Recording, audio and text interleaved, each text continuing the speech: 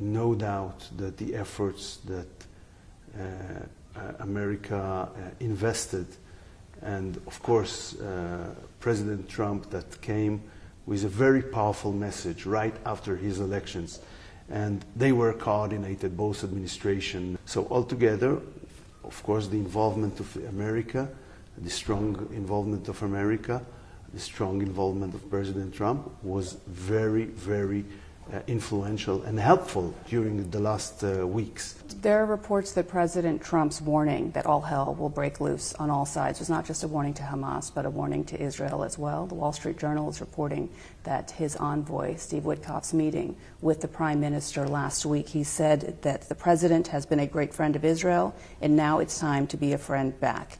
Did the Prime Minister feel that he couldn't say no to the President-elect in ways that he may have to President Biden? It's not that the President Trump and the incoming administration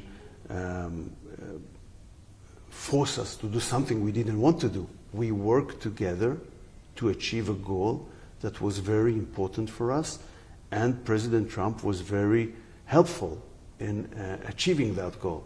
But whoever describes it differently, I think, is not accurate with what happened. Hamas's leadership has been defeated. Hamas as a military no longer poses a threat to Israel. Your former defense minister, Gallant, said that all of the war conditions and goals had been achieved last summer, as well as the defense establishment. Given your commitment to bringing all of the hostages home, barring a major infraction by Hamas in breaking this deal, are you committed to seeing Phase 2 and Phase 3 implemented, and thus the release of all of the hostages? I disagree that it was achieved. We see the pictures from Gaza today. Hamas is still in power in Gaza. It is not automatic to move from one phase to the other phase. And also the United States of America agree. It's not automatic.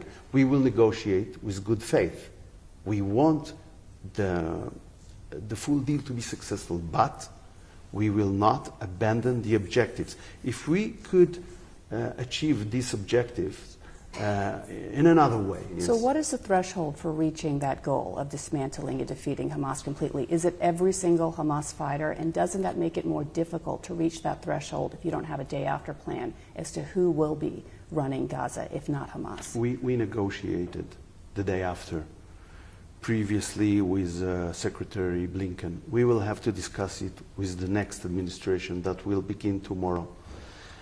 And I think we can have an address there that will be agreed on a temporary basis. But the most important thing to understand, and that should be understood by international community, and I believe that most of the serious countries in the world believe that Hamas couldn't continue to be the ruling power in Gaza Strip.